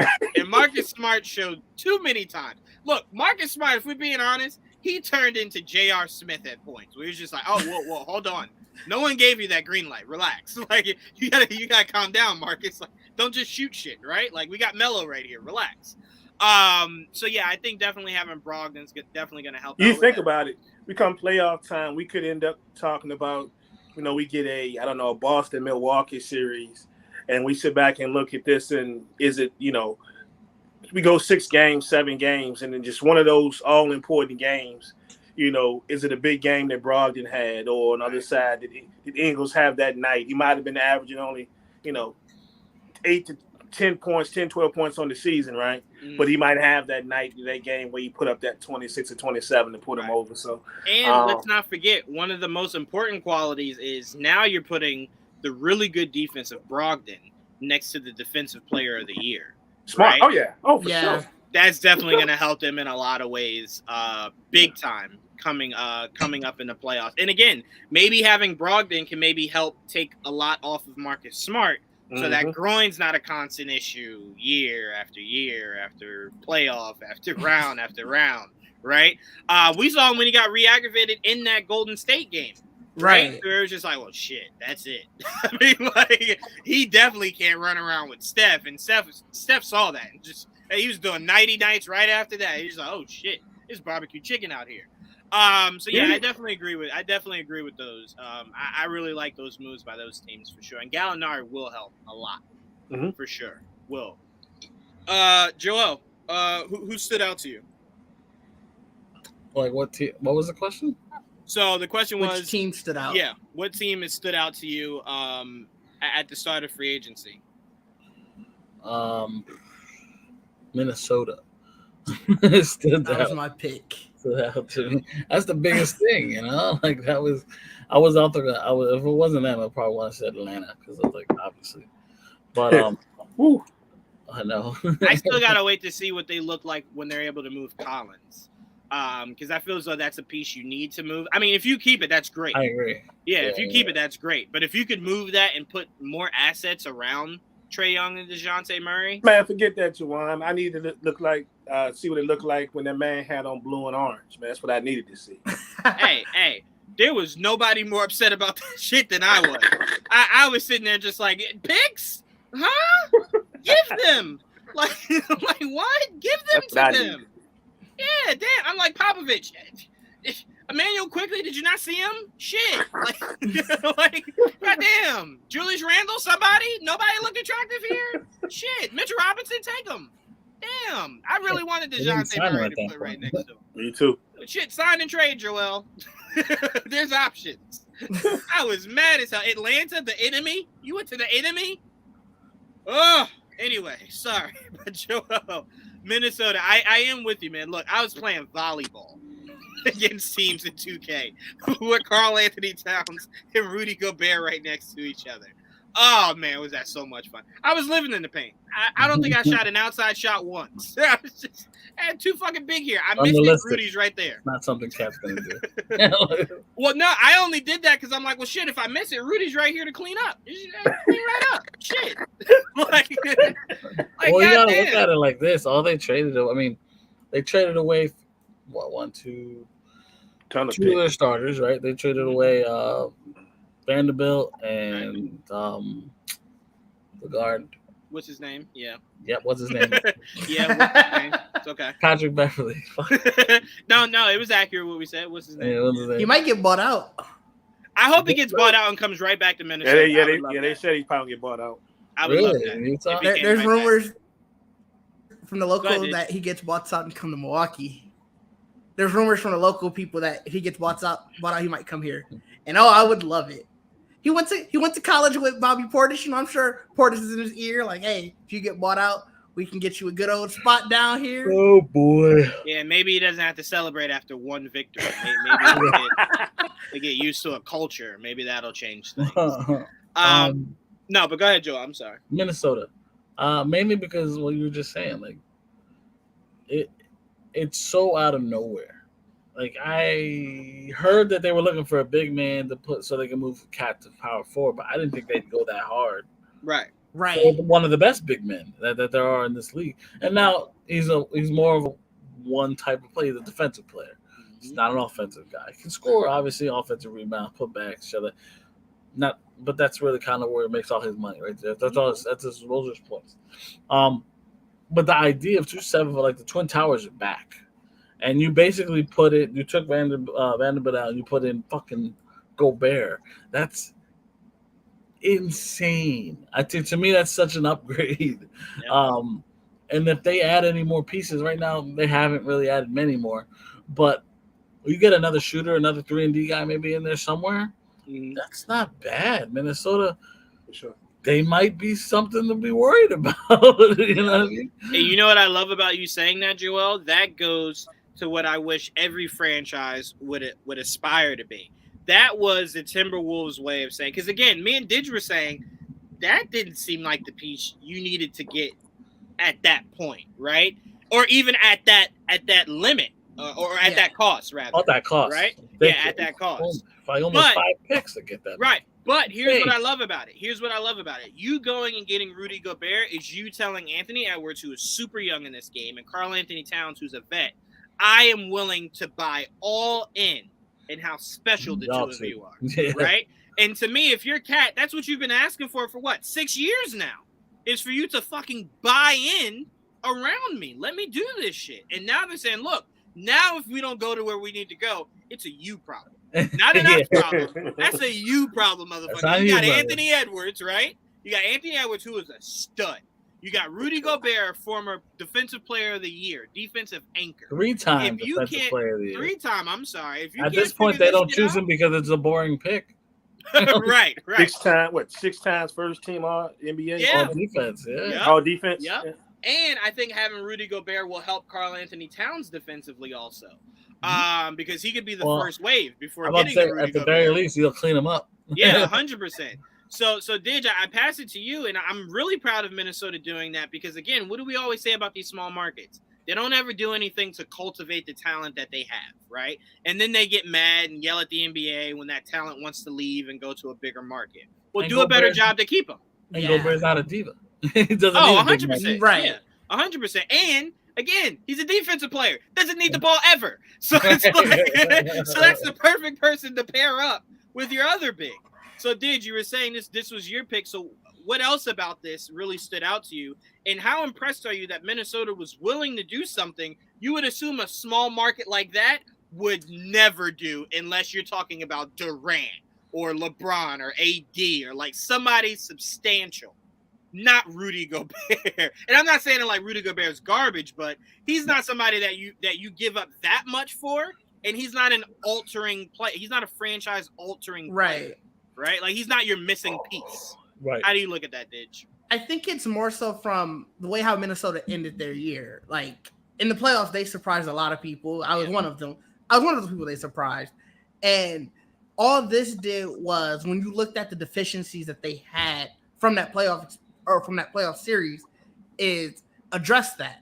So I think obviously there are probably other moves that they can make to continue to address it, but it looks like they're ready to build upon where they had their strengths and then they address those weaknesses, which is why I think that I think they were one of the better teams. And since he had took that one, the other one I'm going to say is the Clippers, actually. Oh. Now this is all contingent on if Kawhi is going to be healthy. Mm-hmm. But if he is, for getting John Wall for such a low contract, I think it was 2 years, 15 mil. Mm-hmm. They extended Zubac. Like, the Clippers are already decent. They're obviously dealing with one of their major pieces being hurt, and they still were in the play-in. So you're assuming if Kawhi's healthy and then adding I have to hope, relatively healthy John Wall. Man didn't play at all last motherfucker year. should be as healthy as the word. Did you say relatively healthy? Yeah, he has to be. Man didn't play at all last year. He should have a clean board of health. I think they could really do those something doors. crazy. Yeah, I think they could do something crazy in the West. Yeah. I'm not ready to say that they'll That's compete crazy. for winning it. I'll But- say, here's why I'll say Yeah. I think they'll compete for a ring is because what Kawhi was out with, I have to imagine, was not worse, if not on par with what Klay Thompson went through.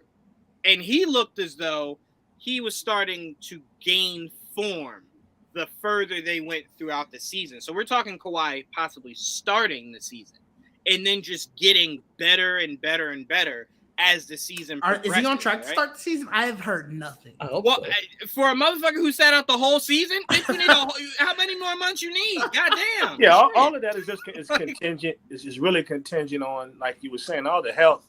And Yeah. if you think about your two definitely main guys, and probably, which I guess is going to be your third guy, because like you said, you basically got John Wall on the steal. It's just a bunch of injuries, man. Right. And I think about this whole deal. Think about like Paul George. You think about it. What did he play? Last year was 31 games, and then the year before that it was like 50 some odd games. The year before that was 40. Like, we talk about Kawhi's injuries, but you can almost count on, and I hate to say it, but Paul George getting hurt. Like, if they can just stay healthy, if Wall is truly healthy enough, if they can just keep those three guys on the court, then yeah, I think they can definitely be a real problem for teams coming to playoffs. But that's like one of the biggest ifs we have in the NBA. Oh yeah. Well, Health for them is. I won't even say the biggest, because my biggest is you got somebody right across town, right, who has a 7-footer who won't stay healthy. I won't even say at this point he can't. This shit is starting to sound purposeful. Like this one, I just need to trade him to the Clippers. Huh? Like he's so right. unimaginable. That's the all injury team. All Yeah, injuries, I'm like, trade him to the Clippers. all injury reserves, yeah. So I'm like, and then of course the biggest question is, was LeBron's injury more so last year lingering that just got worse, or is this what's more to come for the latter half of his career? Watching LeBron James play. So that's definitely a question I have. Injury wise, is LA, but not Clippers, Lakers, right? Because none of us believe they would have missed the playoffs if AD and LeBron was healthy all year, regardless of how fucked up Russell Westbrook's game is. LeBron would have found a way to at least get them into that 8th seed, I believe, if AD and LeBron were healthy. What were you saying, Joel? Off topic. Sorry. Mhm. I'm watching the Thunder right now.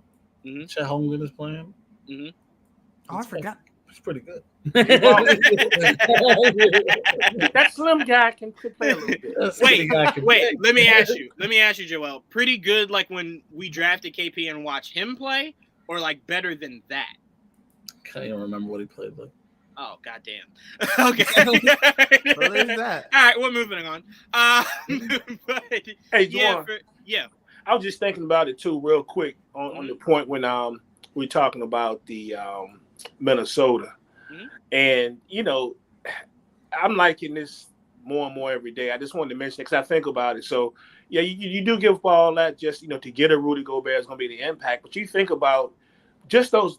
We know about the defense, right? But just that rebounding alone, he's 13, 14 a game guy, most points. The type of scoring that they have, I mean, Cat, 24, 25 a game, Edwards, 21 a game, D'Angelo, 18, 19 a game. I mean, that's more opportunities for those guys. So, man, I think I'm liking that more and more every day.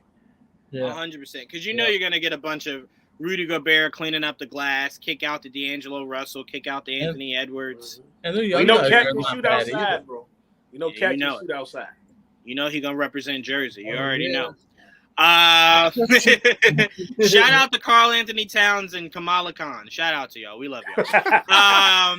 But last thing, and then we're getting out of here. I do want to know this. I'm asking you, I'm asking you, Prime, to start us off with this last topic. Where do you see Kyrie ending up? Do you see it being the Lakers like everybody and their mama assumes? Do you see him staying put with Durant in Brooklyn? Where do you see Kyrie ending up? I don't know if he's gonna get moved, man. Like, if all this stuff that we're hearing about teams and not today was the first day I saw a report, and I didn't even read all of it. They were saying it was actually some teams that are now inquiring about it. But I didn't even read enough of the article to figure out if I really believed it or what the teams were.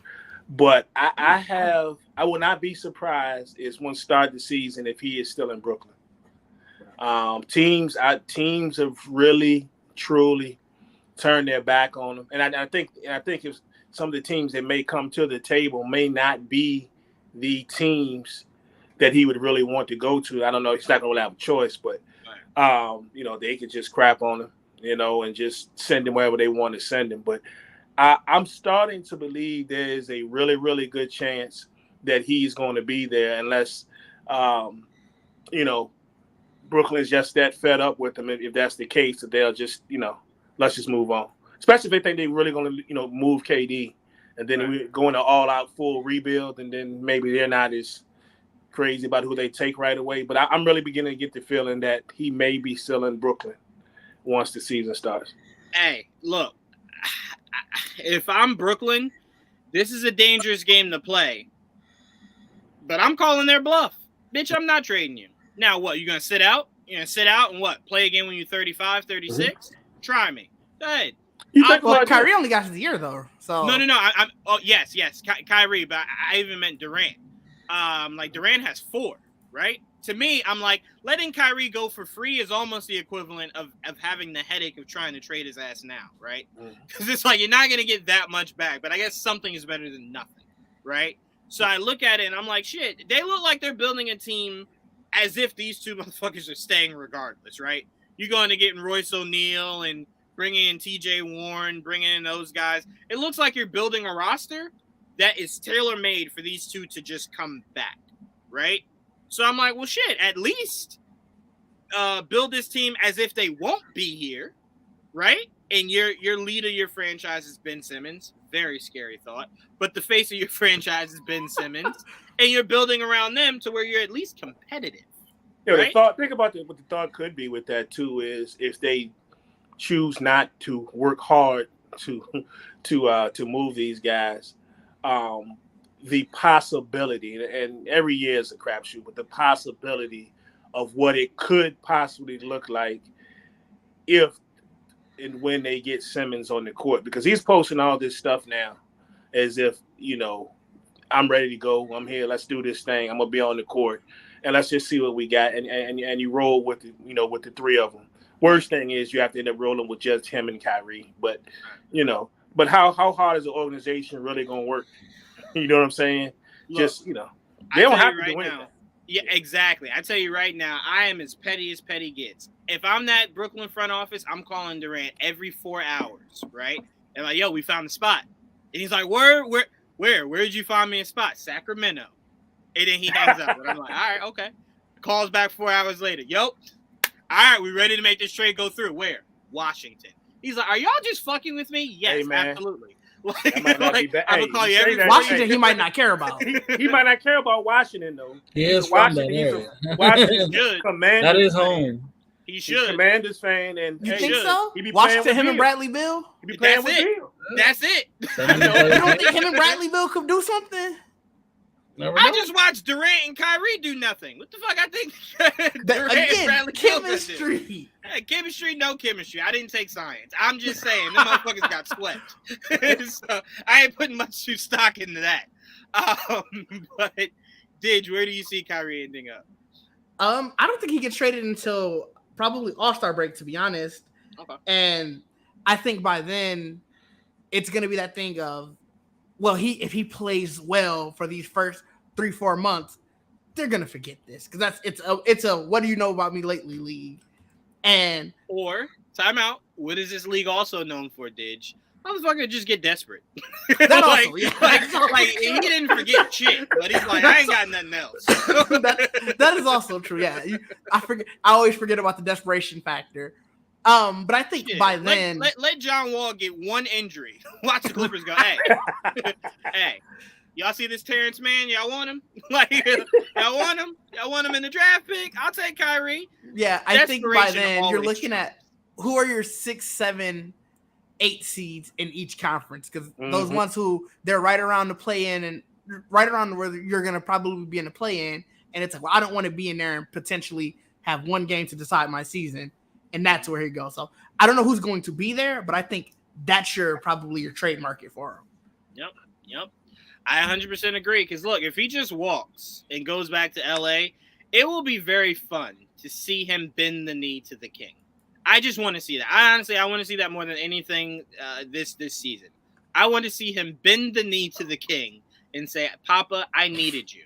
That's all I want to see. I want to see it like when there's no spoilers to anybody. Well, I won't even say that.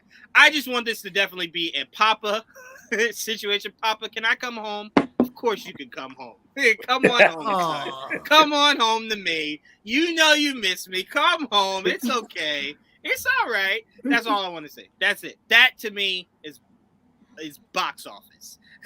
Seeing him come crawling back to LeBron. I need it. But Joel, because Kyrie is the only other player in the NBA you could care less about, I wanted to go to you to close this out. Who do you think? Where do you think Kyrie is going to end up? Anywhere where Brooklyn is fine with me. I just want the both of them out of the city. That would be nice. Just go. Jesus. Go. What if they go to New York? Out of the city. Just get them out. Out of the city. No Knicks. No Knicks. They ain't gonna come to the Knicks. As long as they're in Brooklyn, they ain't never coming to the Knicks. They had their chance. That's my view. You had your chance. You shitted on us. That's over with. There's no. Well, I'm not gonna sit here and fantasize about something that's never gonna happen. So. Yeah. I will send them as far as fucking possible. So Los Angeles does look nice for me. Milwaukee is pretty good this time of year. No, we're good. Yeah, we're good. Milwaukee's dope as hell. We're good. We're good. As you heard from Prime, you know, we did great. We did great in free agency. I don't think you did good enough. I don't think you did good enough.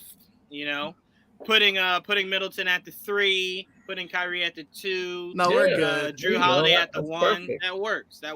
That's a lot. Man. We're good. Give up all your kids. I don't even know what kids you have that they even want. But fuck, I don't even know what draft picks you got. Yeah. I don't think we have.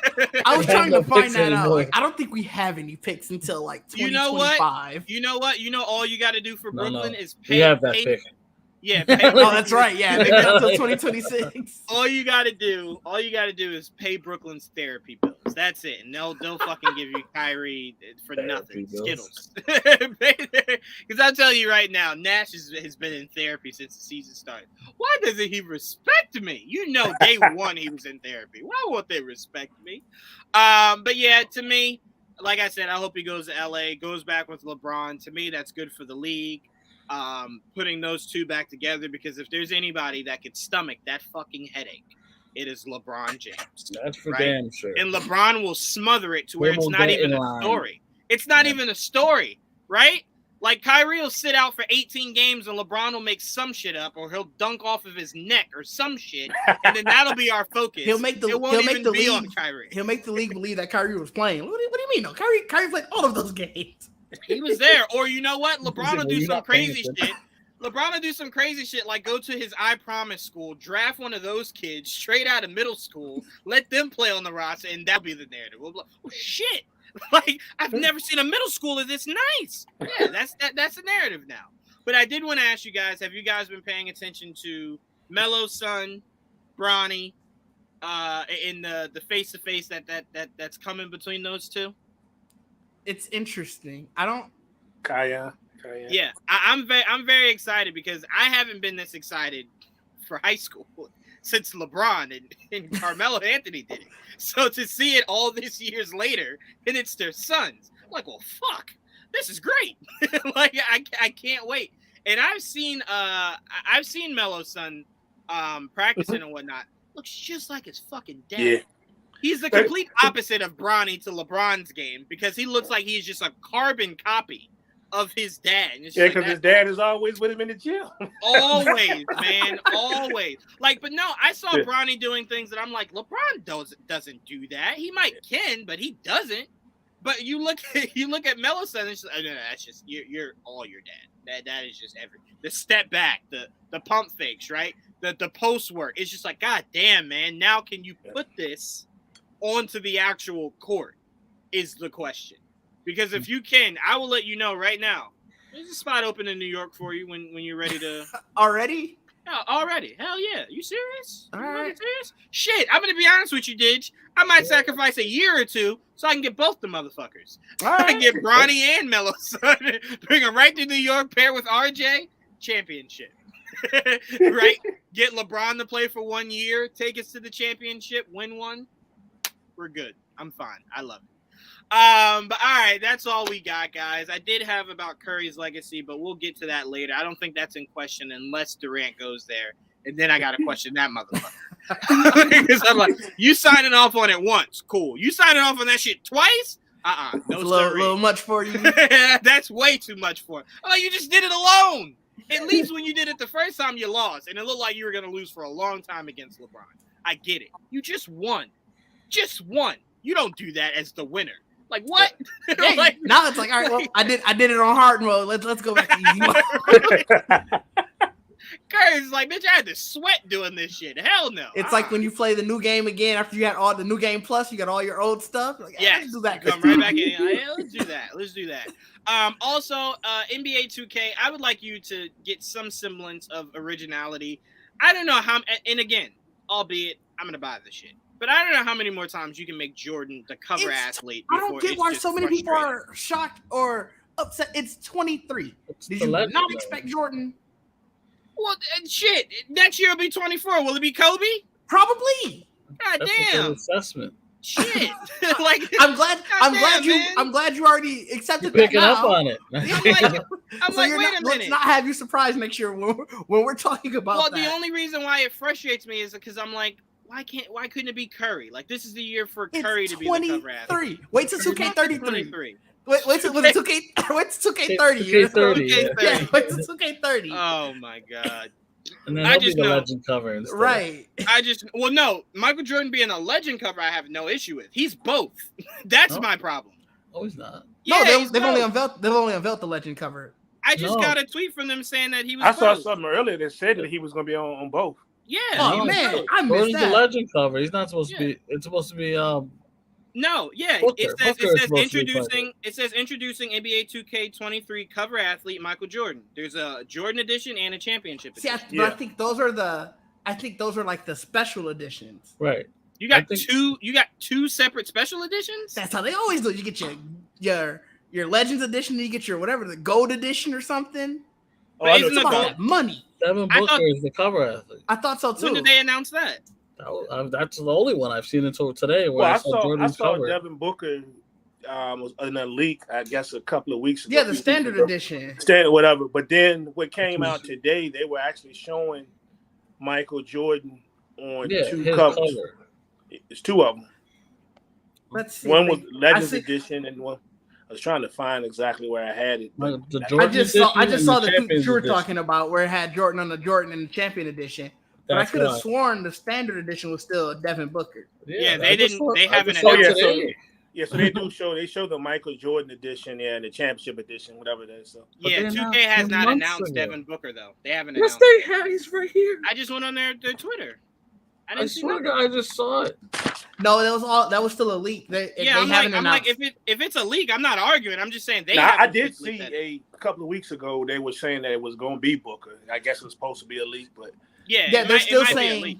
that those are still special editions. So they haven't unveiled Right. the Yeah, Jordan standard Championship edition. edition. Yeah, okay. Yeah, Still, I'm I like, they never haven't picked up announced anyway. Devin Booker. So to me, it was always going to be Booker regardless.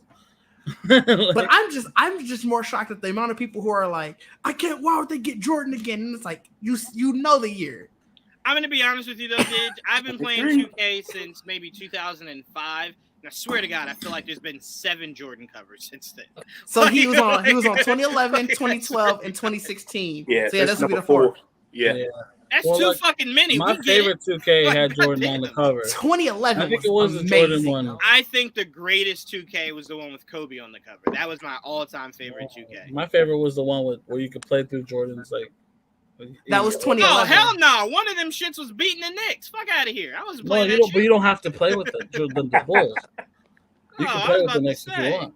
I was about to say, hell no! But I love Shit, playing I wouldn't want to through- do that. They made him unstoppable in that game. Well, he was unstoppable. Did you not watch him play? No, I mean the game makes him even more unstoppable. I'm There ain't just saying, shit you like, can do against that's what it was like watching Jordan play. that. Annoying. Like, Yes, it was. But we will wait to see them officially announce Devin Booker. Still shocked that it wasn't Curry. I understood last year being Luka, right? That's the future. Curry was on a cover though, was he not? No, he shared Curry. a cover. He shared a cover with Durant and I think like Blake Griffin or Yeah, I had Giannis that or one some too. shit. Yes, Yeah, you're whatever right. that It was Durant. That was the weirdest cover. I'm just like, I'm sorry, you couldn't choose why? Like, clearly one player is different than the other two, right? Or at least two players are different than the third. Like, it shouldn't have been that many. It's just like when they did Brady and Mahomes. Like, bitch, I don't need both. Choose one. Just one. Like, You ain't both them on the cover. That's how they've been yeah, doing it a hell lot no. lately. Choose one. God damn. You know what they're trying to do? They're trying to That's snuff what- out the that's- Madden curse. That's what they're trying I to do. thought that was They're kinda trying to they're do that. they're also trying to sell more money. Now you're gonna have Yeah. to get now you got your choice. Like, oh, I don't want Devin Booker as my cover athlete, so I'm gonna pay more for the Not Jordan true. edition. Yeah. Man, I'm gonna tell you this right now. Ain't no other basketball or football game. People don't give a fuck about the cover. They need something basketball or football to play. You can tell me that there's no cover. I'm buying that. Especially if shit. you buy it digitally. I don't get a cover. Yeah, I I ain't don't get a gonna cover lie. at all. Shit. I got a home screen. I think they cared more about the covers back in the day. Though I ain't gonna lie, I remember I used to go to all those midnight joints Yes. for Oh, for yeah. for the 2K and the Madden. Yeah. Sometimes they would have a certain cover. I'd be like, man, let me get that one right there. 100%. Now, nah, nothing. Now it's all standard. Only for you to get home, take the game out, and just throw the box somewhere. And Yeah. never look at that shit again. it. Like, That's never look at it again. You step on it one day and go, "Oh shit, I forgot about you." But all right, that's all we got for you guys on this week of GVN Sports. I want to give a huge shout out to Jayla, who's about to actually go see a screening for Thor. So Right. shout out to Jayla. Shout What out the to Jayla. fuck? I know Nice. Jayla's like, if y'all Nice. don't hurry up and end this shit, we're ending it, Jayla. I got you. I love you. But I want to give a special shout out to Prime for joining us. Prime, where can we find you? You can find us on Facebook, the Sports Bar Podcast, SBP. That is the main place you will find us most times on Monday. If you're up Sunday, drinking coffee, getting our waffles or whatever. Usually in the 10:30ish hour, we are on there talking sports. And then if we ain't talking sports, we might be talking some movies or television. But, it is what it is. But you can find us. Join the group. We let you in and let's have some fun. Absolutely. Word. That is the best sports place to go. So make sure you guys are following them. We talk hip hop too. And they actually doing their nice. thing on TikTok too. We had to join TikTok to try to, balance the scales out here. Hell yeah. I'm like, Yeah, God well, to be fair, Source and I, that's my podcast brother, are both on TikTok now. I just got like a little apartment on there, maybe about 3,000 followers. He's built a mansion. He's about 20,000. Said it like it was So, nothing. yeah, said that shit like it was nothing. So Shit, we you got haven't me got over here. the official group on there, but we do go on there sometimes. I'm Sometimes not gonna comment on anything. after we record, sometimes on Sunday, and we might do something, just talk about whatever. But yeah, it was on there too. Look, they doing so big on TikTok. They got me over here like that Mayhem guy from the insurance commercial practicing TikTok dances and shit. I'm trying to doing all this and shit, trying to get my followers up. Yeah, they got me sweating over here. God I'm a damn. distraction. Right, yeah. But no, please make sure you guys follow them. Didge, what you guys got coming up? We're gonna be in DreamCon in Dallas next week, so we're gearing for that. But we just did I think with Showtime for The Man Who Fell to Earth. Did a recap and review. All 10 episodes are up, so just did that. It's on our YouTube page. That's the latest thing that we've done. Sweet. Absolutely. Make sure you guys go check that out. I have both the links in the description. My grandfather keeps getting me to watch it, but he's a very intellectual being, so I feel like the show is very intellectual. It's And I a don't really want the good show. I don't want the conversations I know he's going to bring up. That's fair. After the show. That's like, fair. so what do you think about? And it's like, no. That's fair because it's definitely one of those shows where the right people are going to be like, well, let's have a discussion on it. Those discussions are going to get That way is too my deep. biggest fear. Yeah, that is my biggest fear. That is my biggest fear is, hey, let's have an intellectual talk. It's like, Right. about Spider-Man? No, about life. It's like, oh, you got the wrong one. Oh yes, and it will lead you to those questions for Like, sure. yeah, no, not me. I'm sorry. You got the wrong aliens. I'm looking for Kree out here. Not that. Sorry. But yeah, make sure you guys check that out. Me, Joel, and Didge will be back tomorrow for Miss Marvel. I will then be back Thursday to break down season 4 of Stranger Things with Jayla. And then we'll plan out probably next Wednesday. We'll probably do a doubleheader, Miss Marvel, and then a Thor breakdown. A Thor review show, actually. Not breakdown. That's the finale of Miss Marvel, right? That's what I'm saying. Yeah. So we're gonna pull double duty there. But also, I think me and Joel are gonna get together and do something special for the boys finale that I did not know was this week. I didn't know either. It happened so quickly. Thought we had another, but you see what happens when you're a great show. People just, I don't know what number we're on. 6, 15? I don't know. Because that's what happens with that show. I don't know what number. But we'll definitely do something for the boys. I know a lot of people wanted to hear us do just the boys, so we'll do something for that.